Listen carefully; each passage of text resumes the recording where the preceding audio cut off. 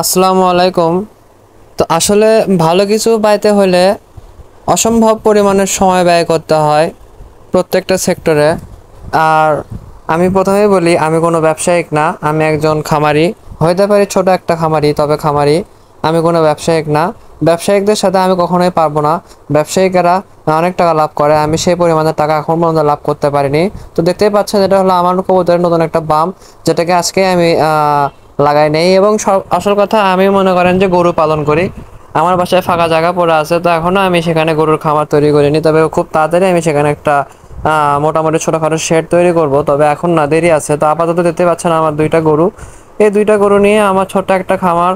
আর এই দুইটা গরু বাছুর গরু দুইটাকে আমি নিয়মিত খাবার দিই, নিয়মিত পরিষ্কার রাখি এবং খুব যত্নার্থী করে পালন করি। কারণ এরা যখন বড় হবে তখন এদের থেকে আমি ভালো একটা প্রফিট পাবো। সেই প্রফিট থেকে আমি হয়তোবা নতুন কোনো কিছু করতে পারবো গরু বিষয়ে। তো আসলে একটা কথা বলি, একটা যুক্তিসম্পন্ন কথা। বড় লোকের বাচ্চা বাঘ হয় এবং মানুষের বাচ্চা, অর্থাৎ গরিব মানুষের বাচ্চা আহ, কুকুর হয়। তো আসলে কথাটা আমি এই জন্য বললাম, আহ, কথাটা আমি বলিনি, কথাটা আসলে সমাজ বলে। তো সমাজ থেকে জেনে আমি এটা আপনাদের মাঝে প্রকাশ করলাম। আর খুব বেশি খারাপ লাগে এই বিষয়টা ভাবলে, যে আসলে গরিব হয়ে জন্ম নিছি, তো কি হয়েছে, গরিবেরা কি মানুষ না? হ্যাঁ, গরিবেরাও তো একটা মানুষ। তাদের কি অধিকার নাই? তাদের কি মন নাই? তাদের কি ইচ্ছা নাই? তাদের কি আকাঙ্ক্ষা নাই? তাদেরও কিন্তু সবকিছু আছে। তো সবকিছু মিল্লা একটা জিনিস বোঝা উচিত, যে কাউকে ছোট চোখে দেখা উচিত না। শুধু যে বড় লোকের বাচ্চারাই বাঘ আর গরিবের বাচ্চারা বিড়াল, এটা বলা উচিত না। আহ, আমরা সবাই আল্লাহ তাআলার সৃষ্টি মানুষ। আমরা সবাই মানুষ, আমরা মানুষের বাচ্চা, এটা বললে তা মানা যায়। তো এখন কথা হচ্ছে, আমার যে দুইটা গরু দুই দিক হয়ে আছে, আসল কথা এই দুই গরু অনেক অসহায়। এদেরকে আমি সবসময় বাইধেই রাখি, এদেরকে আমি ছাড়ি না। এবং এদের ঘরটা অনেক ছোট, যে কারণে এরা মনে করেন যে একটু কষ্টেই থাকে। তবে কিচ্ছু করার নাই, কষ্টে থাকুক আর সুখে থাকুক, আছে তো থাকার মতন যতটুকু স্পেস আছে ততটুকুর মধ্যে থাকতেছে। তো আর একটা মজার বিষয়, আমি আমার লাল গরুটাকে কিনে নিয়ে আসলাম। আহ, একটু কাঁচা কাঁচা টাইপের রং ছিল ওর ব্যাক পার্টে এবং মাথা এবং চুটের উপরে। তো সেই গরুটা বুঝলাম না, লোম পড়ে যায় লাল হয়ে গেল। তো আমি বুঝতেছি না যে আসলে গরুটা কি জাতের, এবং আসলে গরুটা কি রকম বড় হবে, এবং মানে কতটা কতটা সুন্দর হবে, আমার আইডিয়া নাই। হয়তোবা এটা ওই শাহিওয়ালেরই ক্রস, হয়তোবা 20% শাহিওয়াল আর 40-80% দেশি, এরকমও হইতে পারে। এখন মেন কথা কি, আমার গরুর লাই নাই। গরুর লাইটা যদি নামানো থাকতো তাহলে বুঝতাম যে এটার মধ্যে শাহিওয়ালের ভালো পার্সেন্টেজ আছে। তো যাই হোক, এই গরু যেমনই হোক, আল্লাহ যেহেতু রিজিকে রাখছিল আমার, আমি কিনে নিয়ে আসছি। তো গরুটা মাঝে মাঝে খাবার নষ্ট করতো, আল্লাহ রহমতে এখন খাবার দাবার নষ্ট করতেছে না। গরুকে খাবার দিলে খাবারটা খেয়ে নেয়। আর কালো গরুর তো কথাই বলা লাগবে না। এই সাহেব তো মনে করেন যে বালতিতে খাবার দিয়ে বালতির অর্ধেকের বেশি খাবার খেয়ে বাদ বাকি খাবার মুখ দিয়ে ফেলে দেয়, দিয়ে সেটা আবার মাটি থেকে চেটে চেটে খায়। তো মানে এমনটা না যে খাওয়ার রুচি নাই, আসলে তার খাওয়ার রুচি আছে, কিন্তু সে মনে হয় যে চায় যে সে এক চুমুকে গোটা পুরো পৃথিবীটাই খেয়ে নেবে। ওর চাল চলনটা কিছুটা এরকম, কিন্তু আসলে সেটা তো পারে না। তবে না পারলে না পারুক, আসলে গরুর গোয়াল ঘর ছোট হলেও পরিষ্কার করতে আমার সময় লাগে। এমনটা না যে আসলাম দুইবার দুই দিকে ঝাড়া মারলাম পরিষ্কার হয়ে গেল, কিন্তু হয় না। আসলে ভাই, গরুর গোয়ালও অনেক বেশি ময়লা হয়ে থাকে, তো এই ময়লা তুলতে আমার ভালো সময় লেগে যায়। আর যেহেতু গরু পালা শুরু করছি, এই জন্য ভাই একটা যেন রেস্ট নিতে পারি না। সবসময় পরিশ্রম করতে হয়, পরিশ্রমের উপরে থাকতে হয়। সকালে 2 ঘন্টা, বিকালে 2 ঘন্টা অবশ্যই গরুকে সময় দিতে হয়, এবং পাশাপাশি পাশাপাশি গরুকে ঘাসও দিতে হয়। তো আসলে সবকিছু মিলায়ে আপনি যদি গরু পালন করতে চান, তাহলে আপনার অনেক বেশি সময় দিতে হবে এদের পিছনে। তাহলে আপনি হয়তো এখান থেকে কিছু পাইলেও পাইতে পারেন। এবং এমনটা না যে কেউই গরু যত্ন করে না, প্রত্যেকটা খামারই তাদের গরু যত্ন করে খুব আদরের সাথে। মনে করবেন যে গরুই আপনার ভবিষ্যৎ, গরু দিয়ে আপনি অনেক কিছু করতে পারবেন। তা আমি তো মূলত আমার যে ব্যাপার সেটা হচ্ছে, মানুষ কেন মানুষকে ছোট চোখে দেখে, হেয় চোখে দেখে। আমি একটা ছোট খামারি, এই জন্য আমার মনে করেন যে বড় বড় খামারিরা সে ছোট চোখে দেয়। কিন্তু আসলে যে আমিও তো কোনো একটা খামারির থেকে একটা দুইটা গরু ক্রয় করে আনছি। তাদের তো সেল হয়েছে, তাদের থেকে তো আমি কিনে নিয়ে এসেছি। আমার দ্বারা তো তারা 2 টাকা লাভ করতে পারছে, কি পারছে না? অবশ্যই পারছে। তো এখানে তাদের তো খুশি হওয়া উচিত, কিন্তু জানি না কেন যে তারা ছোট চোখে দেখে। হয়তো বা অহংকার, না হয় অন্য কিছু। যাই হোক, মাঝে মাঝে আমার মন চায় যে আমি এই দুইটা গরুকে বিক্রি করে দিই। আর আসল কথা সত্যি বলতে, যখন আমার গরু খাবার নষ্ট করে মাঝে সাঝে, তখন আমার মস্তিষ্ক ঠিক থাকে না, আর তখন আমি একটু শাসন করি। তবে আবার যখন খাওয়া দাওয়াটা ঠিক মতো করে তখন আমি আদর করি। আসলে আমি মনে করেন যে আমার গরু দুইটাকে নিজের পরিবারের সদস্যই মনে করি, যেটা আসল কথা, আমি অস্বীকার করব না। মানে ভালোবাসার একটা জিনিস, ভালোবাসি দেখে মনে করেন এখন এই পর্যায়ে আছে, না হলে কিন্তু এই পর্যায়ে থাকতো না। এটা একদমই ভালোবাসা, এই ভালোবাসার খাতিরেই পালতেছি। এখন দেখা যাক কতদূর পর্যন্ত পালা যায় এই দুই সাহেবকে। এদের নামের ঠিক ঠিকানা নাই, থাকে বলি লালা আর কালা, আবার থাকে বলি ডাকু আর কালু। আসলে ডাকু বলার মেইন কারণটাই হচ্ছে ওকে আমি ডাকুমারা হাট থেকে কিনে নিয়ে এসেছিলাম, এবং আমার এই গরুটা মোটামুটি সেলিব্রিটি একটা গরু। ইউটিউবে যখন আমি আমার লাল গরুর একটা ভিডিও ছাড়ি, আমার ওই ভিডিওতে প্রায় 2,000 মানুষ দেখে একটা গরুর ভিডিও। তো আমি তখনই বুঝতে পারছি যে আমার গরুটার প্রতি আসলে মানুষের আগ্রহ আছে। এবং আমার কালো গরুর ভিডিও যখন আমি প্রথম ছাড়ি আমার ইউটিউব চ্যানেলে, তখন 500 জন মানুষ দেখে। তো আসল কথা আমি এতে বুঝে গেছি যে আসল কথা আমার গরু দুইটাকে মানুষেরা ভালো চোখে দেখে, যার কারণে মানুষেরা দেখে আর কি। তাই আমি গরুদেরকে একটু গোসল করাই দেবো, ঠান্ডা ঠান্ডা ওয়েদারে একটু গোসল করাই দিলে গরুর গাটা পরিষ্কার থাকে, এবং গরুর গাটা পরিষ্কার রাখলে আমারও ভালো লাগে। কারণ এদেরকে যদি পরিষ্কার করে দেওয়া না হয় তাহলে এদের শরীর থেকে একটা বাজে স্মেল আসে, যেটা আমার একদমই অপছন্দনীয়। এই কারণে আমি চেষ্টা করি গরুদেরকে গোসল করে দেওয়ার, গরুরাও পরিষ্কার থাকে, আমারও ভালো লাগে দেখতে।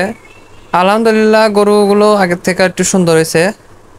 গোসল করায় দিচ্ছি, গোসল করায় দিলে বুঝতে পারবেন আসলে কতটুকু সুন্দর হয়েছে। এবং রাসেল ভাইপার এই সাপটা নিয়ে আমার কিছু কথা, আসলে কথা, 37টা জেলায়, আমাদের বাংলাদেশের 37টা জেলায় এই সাপটা আসছে। তো এখন এই সাপের আতঙ্কে মনে করেন যে কেউ ঘর থেকে বের হচ্ছে না, আবার ঘরের মধ্যেও সাপ, ঘরে ঢোকার সাহস পাচ্ছে না, অনেক জায়গার অনেক সমস্যা। তো এখন কথা হচ্ছে আমার ভিডিও যারা দেখতেছেন তাদের মধ্যে যারা রাসেল ভাইপার এখন পর্যন্ত দেখেননি তারাও কমেন্ট করবেন, এবং যারা রাসেল ভাইপার দেখছেন যাদের যাদের জেলায় রাসেল ভাইপার আসছে তারা আমার এই কমেন্ট বক্সে কমেন্ট করে জানাবেন যে আসলে রাসেল ভাইপার আসলে কি রকম সাপ, এদের আচরণটা কেমন হয়, এরা কি খুব ভয়ঙ্কর নাকি খুবই ভালো সাপ, এদের বিষ আছে কি বিষ নাই, এদের কামড়ে মানুষ বাঁচা থাকে নাকি মরে যায় নাকি কি হয় না হয়, সব কিছু আমাকে জানানোর চেষ্টা করবেন। আমি আসল কথা একটু অজানা, আমার মনে শখ আছে রাসেল ভাইপার সাপ পালার। আমি চেষ্টা করব 2টা সাপ সংগ্রহ করে পালন করার, একটা খাঁচার মধ্যে পালন করব, এদের বাচ্চা করাবো, এদের বাচ্চা করায়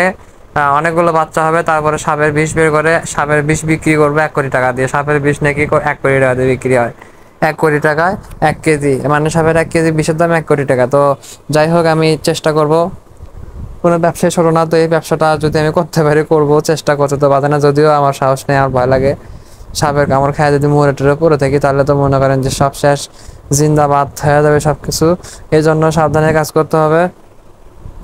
আমি তখন গরুর কাজ করার সময় ভাবি যে কোন চিপে দেবেন, রাসেল ভাই বের হয়ে আসে একটা চুম্মা দেওয়ার চেষ্টা করে, তো আসল কথা ভয়ই লাগে বাবা।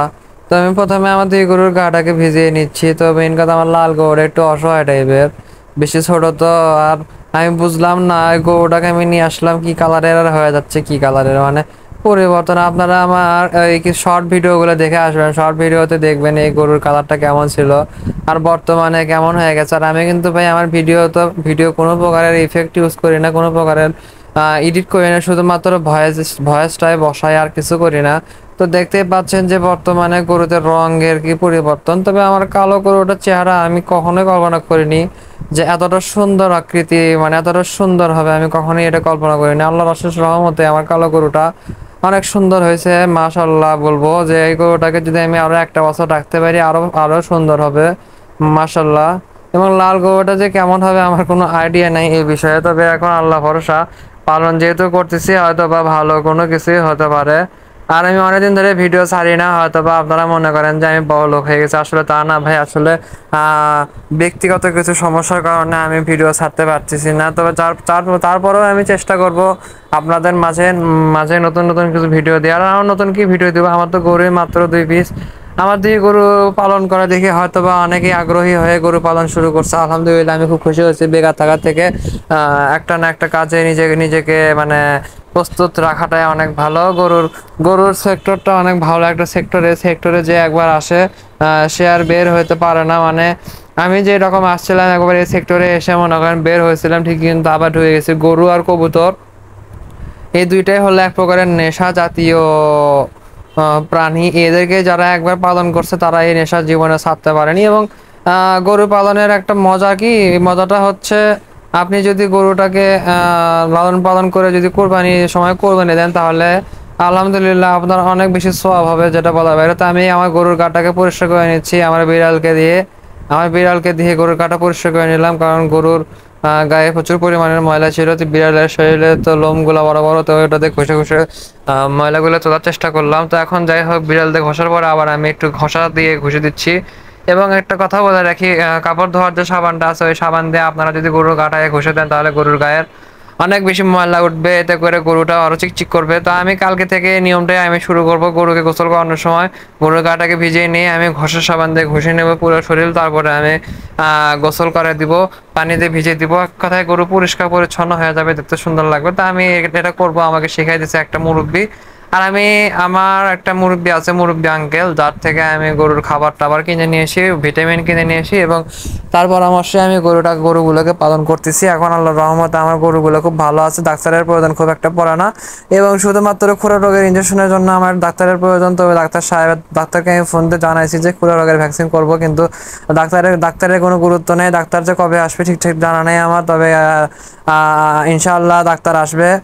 ডাক্তারকে যেহেতু বলে রাখছি, ডাক্তার সেহেতু অবশ্যই আসবে, কোনো সমস্যা নাই। কারণ সামনে এটা হলো আষাঢ় মাস, আষাঢ়ের পরে হলো শ্রাবণ মাস হলো পুরোপুরি বর্ষাকাল। আমি চাই না যে বর্ষাকালে আমার গরুর পুরো রোগ হোক, আমি চাই আমার গরুগুলো সুস্থ সবল ভালো থাকুক। এই জন্য মনে করেন যে ভ্যাকসিন করা নিতে হবে। ভ্যাকসিন করা নিলে গরু ভালো থাকবে, আমিও ভালো থাকবো। তো ক্যামেরা নোড়ার মূল কারণটা হচ্ছে একটা মক্কেল আমার ভিডিও টিডিও দেখে, তো ও মনে করেন যে মানে স্ট্যান্ডার্ডে নড়াচ্ছিল, জায়গাটি নড়ছে, সেটা বড় বিষয় না। আপনাদের দেখাচ্ছি, দেখলেই হচ্ছে একটু নড়াচড়া হতে পারে, স্বাভাবিক বিষয়। এখন দেখতেই পাচ্ছেন যে কাজ কাজ করা কিন্তু প্রচুর পরিশ্রম, মানে ভাই গরু ডে বাই ডে বড় হচ্ছে আমার। কাজ করার পরিমাণটা বেড়ে গেছে। আগে আমার এই গরুকে ধোয়া এত বেশি সময় লাগতো না, এখন এই গরুকে গোসল করাইতে আমার অনেক বেশি সময় লাগে। এর পার্ট টু পার্ট মনে করেন যে ঘুষে দিতেই মনে করেন যে আমার সময় কাটে যায়। এই জন্য আমি বলছিলাম যে একটা গরুকে খাবার দেওয়া থেকে শুরু করে গরুকে গোসল করানো, না সরি, ফার্স্টে গরুর গলটাকে মনে করেন যে গোবরগুলো একটা সাইড করে নেবেন, সাইড করে নেওয়ার পরে গোবরগুলোকে ফেলে দিয়ে আসবেন। তারপরে মনে করেন যে গরুর গাটাকে ধুয়ে দিবেন, ধুয়ে দেওয়ার পরে ঘষে দেবেন, ঘষে দেওয়ার পরে তারপরে আবার পানি ঢেলে একদম পরিষ্কার করে দেবেন। তারপরে গরুর মাজারটাকে ধুয়ে দিবেন। তারপরে মনে করেন যে গরুকে খাবার দিবেন। খাওয়াটা শেষ হয়ে গেলে গরুর কাছে অবশ্যই তরল পানি রেখে দিবেন, তাহলে মনে করেন যে গরু ভালো থাকবে। এবং ভাই আমি বলতে পারি, যারা প্রবাসী ভাইয়েরা আমার ভিডিও দেখতেছেন তারা আসলে গরু পালা শুরু করে দেন। আমার বাসা বগুড়া, তো বগুড়ার যদি কোনো প্রবাসী ভাই আমার ভিডিও দেখে থাকেন তারা কমেন্টে জানাবেন, কারণ বগুড়া শহর থেকে অনেক প্রবাসী ভাইয়েরা মানে প্রবাসে গেছে, বগুড়া শহর থেকে অনেকে প্রবাসে চলে গেছে, এবং তারা হয়তো বা এই সেক্টরে আসার চিন্তা ভাবনা করতেছে। তো আসলে ভাই এই সেক্টরটা এতটা সহজ না, এতটা কঠিনও না। আপনারা যদি চান গরু পালন করতে পারেন। আর আমি তো মনে করেন যে ছোট গরু পালন করি, আমার গরুগুলা হাতি গরু না, ছোট গরু, অনেক ছোট গরু। তো ছোট গরুতে মজা বেশি, সাজাও বেশি। ছোট গরু বড় হইতে অনেক সময় লাগে, এটা হলো সাজা এবং একটা ধৈর্য পরীক্ষা। তো আসলে যাদের ধৈর্য আছে তারা এই সেক্টরে আসতে পারবে, যাদের ধৈর্য নেয় তারা এই সেক্টরে এসে কিছু করতে পারবেন না। আমি মাঝে মাঝে হাল ছেড়ে দিতে ধরি, তখন আমার বাসা থেকে প্রেশার ক্রিয়েট করে, তখন আমি আবার চালু রাখি যে না থাক, সমস্যা নাই। গরু আসল কথা, যেহেতু পালা শুরু করছি, পালা বাদ দেওয়া ঠিক হবে না। গরু যেহেতু কিনছি সেহেতু গরুগুলোকে বড় করেই বিক্রি করব, অনেক ধরনের চিন্তাধারা মাথার মধ্যে আসে। তো আমি যেটা শুনছি একটা মুরব্বির কাছ থেকে, যে বাছুর গরু পালন করতে চাইলে 8-9 মাস পালন করতে হয়, তাহলে এখান থেকে 2-4 টাকা লাভ করা সম্ভব হয়। এই যে আমার বাছুরের মূল্য বর্তমান বাজারে 70,000 টাকা হবে, আমার লাভ হবে 15,000 টাকা। 4 মাস পালন করে 15,000 টাকা লাভ হবে। এই কারণে আমি এটাকে বিক্রি করবো না, আমি রেখে দিচ্ছি। এবং ওই যে আমার লাল বাছুরটা দেখতে পাচ্ছেন, এই বাছুরটাকে যদি আমি বিক্রি করি দাম পাবো হলো 45,000 টাকা। তো 45,000 টাকাতে বিক্রি করলে আমার লাভ হবে সর্বোচ্চ ধরে নেন 5,000 টাকা। তো 2 মাস পালন করে 5,000 টাকা লাভে আমি এই খামারে আমার কোনো লাভ নেই, কারণ আমি নিজে যেখানে পরিশ্রম করতেছি, নিজের সময় দিচ্ছি, কষ্ট করতেছি, তো সেখানে যদি মাত্র এই কয় টাকা যদি লাভ হয়, আমি এই কয় টাকা লাভের আমি গরু বিক্রি করবো না। যে কারণে আমি গরুগুলোকে আরও পালন করার চেষ্টা করতেছি, কারণ গরুগুলোকে যদি আমি বড় করতে পারি, মানে আমি যদি ঠিকঠাকভাবে খাবার দিয়ে যদি তৈরি করতে পারি তাহলে হয়তোবা লাভও হবে এবং পাশাপাশি ক্যাশ টাকাও আমার হাতে চলে আসবে এবং সেটা দিয়ে আমি আগামীতে আরও ভালো কিছু করলেও করতে পারবো। তো এখন ভিউয়ার্স, আমাদের যে সমাজে বেকার থাকার চেয়ে কিন্তু কর্ম করে খাওয়া অনেক ভালো। আপনার যদি একটা গরু থাকে, সেটা যদি বকনা গরু হয়ে থাকে, তো আল্লাহর রহমতে প্রতি বছরে আপনি একটা করে সেখান থেকে বাচ্চা পাবেন এবং আস্তে আস্তে কিন্তু আপনার একটা গরু থেকে 10টা গরু হয়ে যাবে। হয়তো সময় লাগবে 4 বছর, 4 বছর সময় লাগবে। 4 বছরে আপনার খামারে 10টা গরু হয়ে যাবে। কারণটা কি, আপনার খামারে যদি একটা গরু থাকে, ওই একটা গরু আরেকটা বাচ্চা দিল, সেই বাচ্চাটাও কিন্তু বড় হয়ে গেল, তারপর সেই বাচ্চাটা প্রেগনেন্ট হয়ে গেল, তখন বছরে 2টা করে বাচ্চা পাবেন। তারপরে আবার 3টা বাচ্চা হওয়ার পরে কিন্তু ওই 3 নম্বর বাচ্চাটা যখন বড় হয়ে গেল, তখন কিন্তু 3 না পরে তখন 2টা বাচ্চা আরো বড় হয়ে গেল, তখন কিন্তু 2-3 বছর পরে 8টা, এরকম করতে করতে 6 বছরের মধ্যে আপনার খামারে আল্লাহর রহমতে মনে করেন যে 10টা গরু 100% শিওর হবে। যদি 10টায় যদি বকনা তৈরি করতে পারেন, 10টা বকনা থেকে তারপর যেগুলো এড়ে বাছুর পাবেন আল্লাহর রহমতে, সেগুলো এড়ে বাছুর আপনি তৈরি করে বিক্রি করেন কিংবা বাছুর সাইডে বিক্রি করেন, আপনারা যখন চাবেন তখনই বিক্রি করতে পারবেন। এবং যদি বাচ্চা শুধু আরিয়া মানে বেড়া বাচ্চাই হয়, তাহলে কি করবেন, বাচ্চাগুলোকে তৈরি করে নিয়ে বিক্রি করে দিয়ে ওই টাকা দিয়ে আপনারা বকনা কিনে নিয়ে আসেন, সেটাকে পালন করবেন। বকনা হোক, দুধালা গাভী হোক, আপনাদের যেটাতে যেটাতে কমফোর্ট ফিল, মানে যেটাই আপনাদের ভালো লাগবে সেটা আপনারা করতে পারবেন। আর আমি তো দেখতেই পাচ্ছেন, আমি নিজের হাত দিয়ে আমার গরু যত্ন করি, মানে গরু কিন্তু আমাকে খুব একটা ভালোবাসে না। আমি যে এতদিন ধরে পালতেছি, এত রাগে শুধু আমাকে মারার চিন্তাই করে সবসময়। আমি বুঝি না কেন যে এরকম করে, আমি একদমই বুঝি না। আর শরীরে দেখেন কি পরিমাণের ময়লা। আমি গরুটার ভিডিও যখন প্রথমে আপনারা দেখলেন, তখন কি রকম অপরিষ্কার অপরিচ্ছন্ন ছিল, দেখতে কেমন লাগতেছিল। আর বর্তমানে দেখেন গরুটাকে কত সুন্দর লাগতেছে, একদম চিকচিক করতেছে, মনে হচ্ছে যে গায়ে সরিষার তেল দেওয়া হয়েছে, কিন্তু আসলে কিছুই দেওয়া হয়নি ভাই, এটা সামান্য পানি দেওয়া হয়েছে, যার কারণে গরুর চেহারাটা এত সুন্দর লাগতেছে। আসল কথা, আমার এই গরুটা আল্লাহর রহমতে মাশাআল্লাহ সুন্দর। আমি এর নাম রাখছি কালু। অনেক সময় কালু বলি, অনেক সময় কালা বলি, ঠিক ঠিকানা নাই। অনেক সময় আগা গুরু বলে রেখে, যখন যেটা মন চায় তখন সেটা বলে রেখে। আসলে এদের কোনো নাম টাম দেওয়া উচিত না, কারণ আর বর্তমান মানুষের নামের সাথে নাম দেওয়া উচিত না, যেহেতু গায়ের রং কালো সেই হিসেবে কালু। যে কালু কিন্তু কোনো মানুষের নাম না, কালু নাম দিলে কিন্তু সেই মানুষেরা মাইন্ড করে, এটা একটা মানে যাই হোক, গরু তো আর মাইন্ড করবে না, গরুর মাইন্ড টাইন বলতে কিছু নাই। তো দেখতেই পাচ্ছেন আমার 2 সাহেবের গোসল মোটামুটি কমপ্লিট হয়ে গেছে। তো আর কিছুক্ষণ তারপরে এখন আমার টার্গেট হচ্ছে লালটাকে এখন এটা আমি একটু ঘষে দিব। ওর শরীরেও কিন্তু, ওর দেহে কিন্তু বোঝা যায় না যে ওর শরীরে ময়লা আছে, কিন্তু আসলে ভিউয়ার্স, ওর ওর শরীরেও কিন্তু প্রচুর পরিমাণের কিন্তু প্রচুর পরিমাণের ময়লা, যেটা আসলে আপনাদের চোখে লাগে না। আসলে কি, কালো কালো জিনিসে ময়লা ভরলে বোঝা যায়, লাল জিনিসে ময়লা ভরলে কমই বোঝা যায়। আমার ঠিক জানা নেই আমার এই গরুর গায়ে যে ময়লা ভরে আছে ক্যামেরায়, কিন্তু সেটা ধরা খাচ্ছে না। তবে এখন ধরা খাবে, আমি ধরা খাওয়ানোর ব্যবস্থা করতেছি, একটু ওয়েট করেন। আমি যে একটা কাজে ব্যস্ত আছি, কাজটা সেরে নিব। তার মেন কথা হচ্ছে যে আমার এই 2 গরুকে দেখে আপনারা অবশ্যই বুঝতে পারতেছেন যে পরিশ্রম করতে হয়, এবং পরিশ্রম করার সময় দেখেন আমার শরীরও দিয়ে খেয়াল করেন, আমার কিন্তু পুরো গা কিন্তু মেখে গেছে। তো আসল কথায় গরুর কাজ করলে এরকমই, মানুষেরা ক্যামেরার সামনে সেজে গুজে আসে, কিন্তু আমি পুরোপুরি কামলা সেজে আসি। এবং সত্যি বলতে আমি অন্যান্য সময়ও নিজেকে কামলার মতনই রাখি। আমি অত বেশি মানে ড্রেস আপও করি না, অত ঘোরাঘুরি করি না, মানে দেখতেই পাচ্ছেন আমি গরুর কাজ করতেছি। হয়তো বা 2টা গরু, আল্লাহর রহমতে কোনো এক সময় 3-4টা গরু আমার হয়ে যাবে, তখন আমি সব করে গরুর কাজ করব। আর সেই সময় আপনাদের ভিডিও আমি দেখাবো আস্তে আস্তে, কোনো সমস্যা নাই। এখন ভিউয়ার্স, বাংলাদেশের 50% মানুষই এখন গরু ছাগলের প্রতি ঝুঁকতেছে। কেন? মেন কারণটাই হচ্ছে বাংলাদেশে এখন গরু ছাগলের প্রতি বাঙালির খুব ঝোঁক এসে গেছে, যার কারণে বাঙালিরা এখন এই সেক্টরে চলে আসতেছে। তো আসুক, কোনো সমস্যা নাই। বাঙালিরা যেহেতু মাংসাশী প্রাণী, বাঙালিদের মাংসর প্রচুর চাহিদা। বাঙালি হলো মুসলমানের দেশ, বাংলাদেশ হলো মুসলমানের দেশ। এই দেশে মানুষেরা হাজার হাজার গরু কুরবানি দেয়, এবং অন্যান্য সময়ও গরুর মাংস ছাড়া তাদের চলেই না। তো সবকিছু মিলিয়ে গরুর কোনো রকমের অভাব থাকবে না বাংলাদেশে। গরুর চাহিদা মনে করেন সবসময়ই থাকে। আর আমার গরু দেখতেই পাচ্ছেন, দুইটা গরু কি সুন্দর চিকন চাকন লম্বা চওড়া গরু। আস্তে আস্তে গরু দুইটা মোটা হবে, সময় লাগবে। আমি কেবল গরুদেরকে ঠিকঠাকভাবে খাবার দেওয়া শুরু করছি, এবং সত্যি বলতে ভাই, আমার যদি দুইটা ঠিকঠাক সাইডে থাকতো তাহলে খুব ভালো হতো, কিন্তু আমার ওগুলো দরকার নেই। বর্তমানে আমি কষ্ট করে গরু পালতে থাকি। এখন সামনে যদি কোনো কিছু হয় তো তখন হতে পারবে। বর্তমানে দরকার নাই, আল্লাহর রহমতে এরকমই থাকুক। দেখি কি হয় না হয়। আল্লাহর কাছে একটা চাওয়া যে জীবনে যেন এখান থেকে যেন ভালো কিছু করতে পারি, না হলে তো মনে করেন যে দাম থাকবে না সমাজে।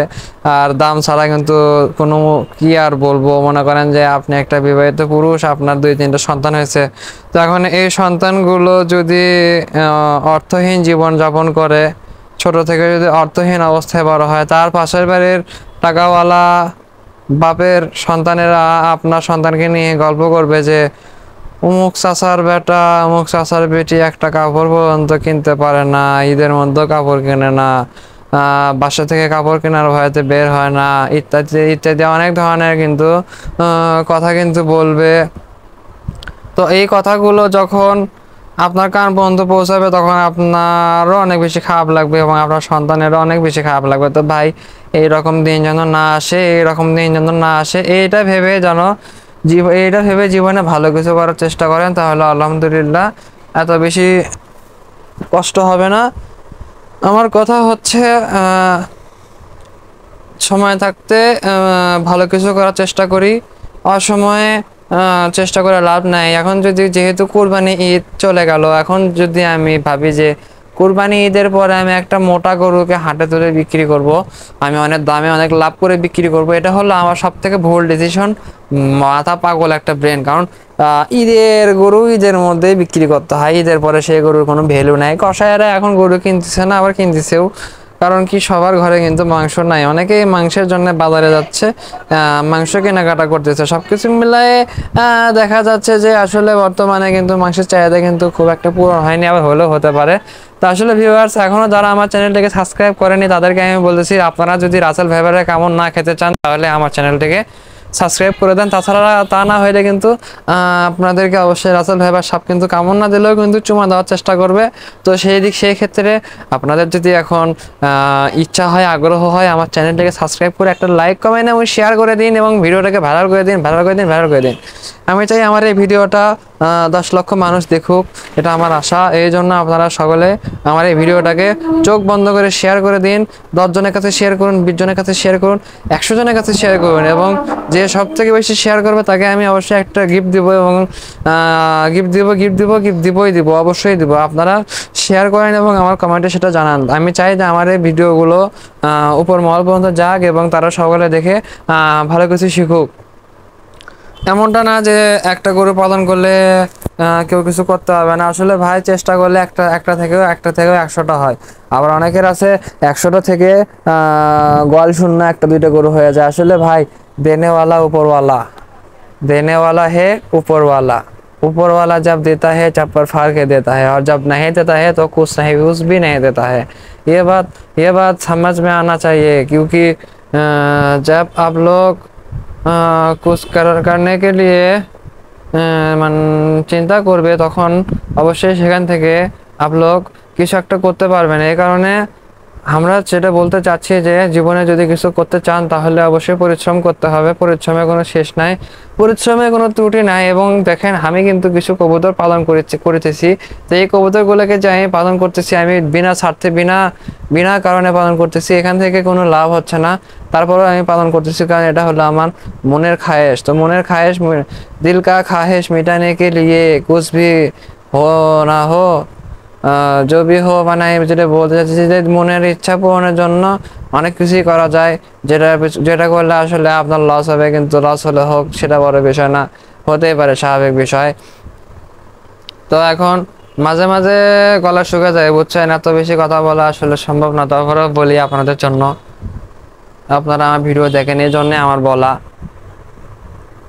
আপনাদের ভালোবাসা পাইছি দেখেই কিন্তু আমি ইউটিউবে কিন্তু বারবার আসি। আমার কিন্তু আগে কোনো ইউটিউব অ্যাকাউন্ট ছিল না, আমাদের একমাত্র ইউটিউব অ্যাকাউন্টে আমি ভিডিও ছাড়ি। চ্যানেলটা আমার ভেরিফাই অ্যাকাউন্ট, যদিও চ্যানেল থেকে আমি 5টা টাকাও কামাই করিনি, আর কামাই হোক আর না হোক আমার সেটাতে যায় আসে না। তো তবে কি আমি আমার চ্যানেলে আমার নিজের ভিডিও ছাড়া আমি অন্য কোনো কিছু ভিডিও ছাড়ি না। আমার নিজের প্রাণী ভিডিও আমি ছাড়ার চেষ্টা করি। আমি অন্য কারো ভিডিও আমি ডাউনলোড করে আমার চ্যানেলে ছাড়ি না। আমার এই জিনিসগুলো খুব বেশি খারাপ লাগে। আমার কথা, আমি আমার নিজের তৈরি করে কিছু ছাড়বো, নতুন কিছু ছাড়ার চেষ্টা করব। আমি আমার দুই গরু ভিডিও আমি ছাড়বো। আমার দুই গরুর ভিডিও আমার অনুমতি ছাড়া যদি অন্য কেউ যদি ডাউনলোড করে নিয়ে ছেড়ে যদি লাখ লাখ ভিউ কামাই করে, এটা নেহায়াতি একটা চুরি। আমি কেন আমার ভিডিও কেন তারা এভাবে করবে, এটা আমি আই ডোন্ট লাইক, আমি এটা পছন্দ করি না। তো এখন যে সেক্টরে আসছে একটা গরুর সেক্টর, আমি হয়তোবা দুই একের মধ্যে আমি বেশ কিছু নতুন নতুন খামারে যাব। তারা যদি আমাকে ইনভাইট করে তাহলে আমি যাব। আমি উজে কারো খামারে ভিডিও করব না, আমার কোনো প্রয়োজন নেই। আর আমি একটা জিনিস খেয়াল করছি, আমার ইউটিউব চ্যানেলে যদি একমাত্র আমি আমার নিজস্ব গরুর খামারের ভিডিও যখন আমি পোস্ট করি, সেটাতে 5টা হইলেও ভিউ হয়, 10টা হইলেও ভিউ হয়। আলহামদুলিল্লাহ, 10জন যে দেখে, আমার কাছে মনে হয় এই 10জনই হলো হীরার টুকরা, সোনার টুকরা, আল্লাহ তাআলার পাঠায় দেওয়া সব থেকে ভালো মানুষগুলোর মধ্যে একটা। আমি তাদেরকে অনেক সম্মান করি, অসংখ্য অসংখ্য ধন্যবাদ জানাই যে যারা আমার ভিডিওগুলো দেখে তারা আসলে অনেক ভালো একটা মানুষ। আর যারা দেখে না তারা হয়তো অন্য কারো ভিডিও দেখে। এখন যার যেটা ভালো লাগে আসলে তাই সেটাই করুক। কারো উপরে আমার অন্য রকমের আশা ভরসা এগুলো নাই। তো আসলে আমি একটা স্বপ্ন দেখছি। স্বপ্নটা হচ্ছে ভবিষ্যতে আমার একটা মনে করেন যে গ্রাম অঞ্চলের দিকে আমার একটা জায়গা থাকবে। সেই জায়গার উপরে মনে করেন যে একটা বাড়ি হবে, পাশাপাশি একটা গোয়াল ঘর হবে, তারপরে একটা ছাগলের ঘর হবে, তারপরে একটা ছোটখাটো পুকুর হবে, তারপরে হাঁসের সেট আপ হবে, মুরগির সেট হবে। এরকম আমার একটা বাড়ির ভিতরে আল্লাহর রহমতে মনে করেন যে সবকিছু অল্প অল্প করে আমি পালন করার চেষ্টা করব, এবং একটা লোক রাখবো যে লোক আমার সাথে এই প্রাণীগুলোর মনে করেন যে দেখাশোনা করবে। এটা আমার আর কি একান্তই একটা ব্যক্তিগত স্বপ্ন। তবে বর্তমানে আমার কাছে স্বপ্ন পূরণ করার জন্য অর্থ নাই। স্বপ্ন পূরণ করতে হইলে প্রচুর অর্থের প্রয়োজন, যে অর্থটা আসলে সবসময় কিন্তু সবার থাকে না। অর্থ যখন আসবে তখন বুঝে শুনে কাজ না করলে ভবিষ্যতেও কোনো কিছু করা সম্ভব না। এজন্য আমি বলবো, যা করার করেন। এই জীবনে যদি ভালো কিছু করতে চান তাহলে সর্বপ্রথম বেঈমানদের সাথে মেশা বাদ দেন, এবং নিজেও কখনো কারোর সাথে বেঈমানি করবেন না। কারণ বেঈমানদের সাথে মিশলে আপনি তাকে ভরসা করে যদি 100টা টাকাও দেন, সে আপনার টাকাটাকে ভৎস করে দেবে খেয়ে। আর আপনাকে বলবে আমাকে তো তুমি টাকাটা দাওনি, বা সে দিবনি করে এত দেরিতে সিঁড়ি 10-20 টাকা দিয়ে বলবে যে আমি তো তোমার পুরো টাকা দিয়েই দিছি। আপনি সাহায্য করলেন, এখন আপনার প্রয়োজন, আপনি তার থেকে বিন্দু পরিমাণের হেল্প পাইলেন না। আসলে বর্তমান যে দুনিয়াদারিতে আমরা বসবাস করতেছি, এখানে মনে করেন যে কে ভালো কে খারাপ এটা বোঝা বড়ই মুশকিল একটা বিষয়। তবে আসলে কিছু করার নাই, আমরা বাঙালি। আমরা আমাদের যদি কেউ ঠকায় আমরাও তাকে ঠকানোর চেষ্টা করতে যেয়ে আবারও ঠকে যাই। আমাদের যদি কেউ মারে আমরা তাকে মারার কথা চিন্তা করতে করতে বছরের পর বছর পার করে দেই, কত রাতে যে না ঘুমিয়ে কাটাই, কতই যে কল্পনা করি, কিন্তু তাকে মারানোর মতন ক্ষমতা রাখি না।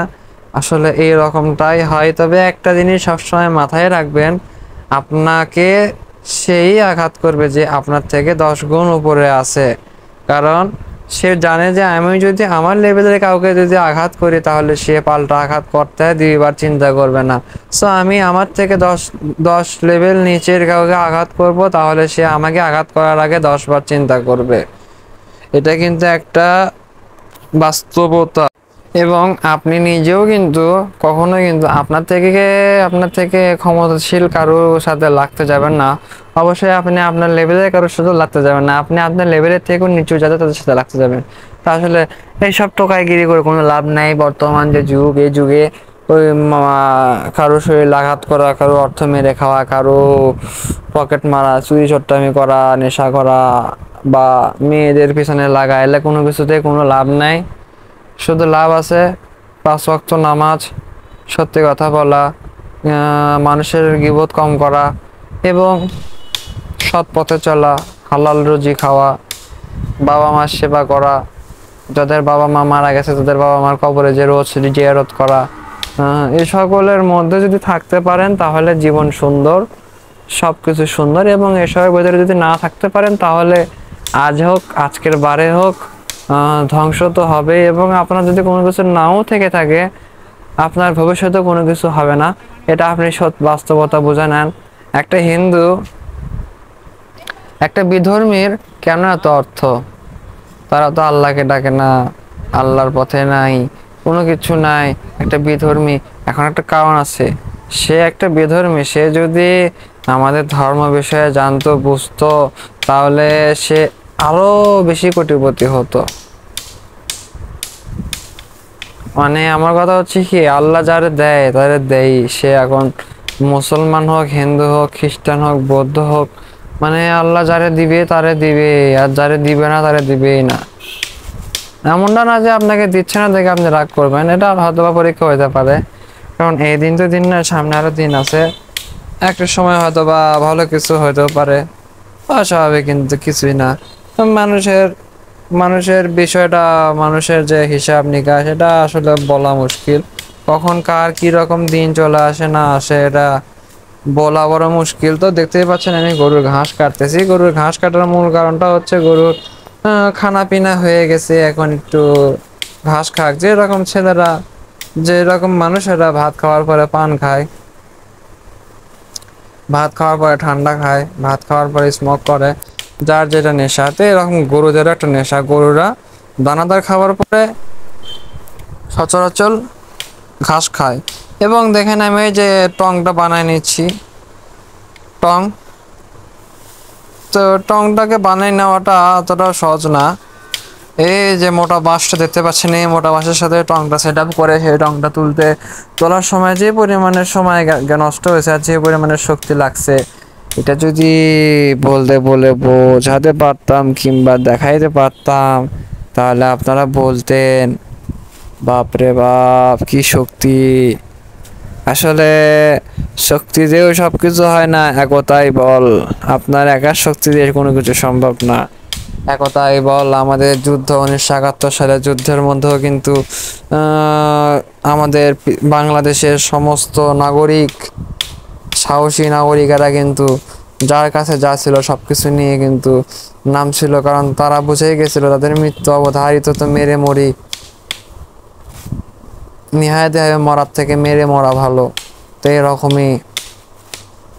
আর আমাদের আমাদের যে বাংলাদেশের বর্তমানে নায়ক নায়িকাদের হিসাব, সাকিব খান, তারপরে আমি এমন একটা মাল, আমি বাংলাদেশের তেমন একটা নায়কের নামে জানি না। তবে আমার একজনের নাটক দেখতে খুব ভালো লাগে, সেটা হচ্ছে আফরান নিঃস্ব। আরও একজনের নাটক দেখতে খুব ভালো লাগে, সেটা হচ্ছে ফারহান। আর নায়িকাদের মধ্যে তো ভাই সত্যি বলতে আমার তেমন কোনো নায়িকা ভালো লাগে না। আর আমি এখন বর্তমানে ড্রাগন বজিটা খুব দেখতেছি, মানে গোকু, তারপরে ভেজিটো, আরও যা যা আছে, বুলমা, হ্যান ত্যান, আমার খুব ভালো লাগে দেখতে। কার্টুন, আমি মানে কার্টুন লাভার বলতে পারেন। তো কিন্তু কার্টুনের ভিডিও ছাড়লে তো আবার কপিরাইট খায়, যার কারণে আমি ওইসব ছাড়ি না। তো ভিউয়ার্স, এখন একটা মূল বিষয়ে আসি। এই জীবন কিন্তু জীবন না।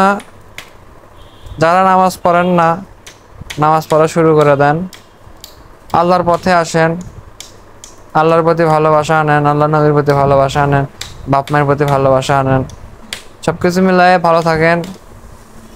এবং এতক্ষণ ধরে আমার ভিডিও দেখলেন, এই জন্য আই লাভ ইউ, মানে অনেক ভালোবাসা। ভিউয়ার্স, যারা এখনো লাইক কমেন্ট শেয়ার কিছু করেননি, একটা লাইক দিয়েই দেন, আপনার তো ক্ষতি হবে না। একটা লাইক, একটা কমেন্ট, একটা শেয়ার করেই দেন, কি এমন ক্ষতি হবে? সবাই ভালো থাকেন। কি কন ভাই? সবাই ভালো থাকেন, আল্লাহ হাফেজ।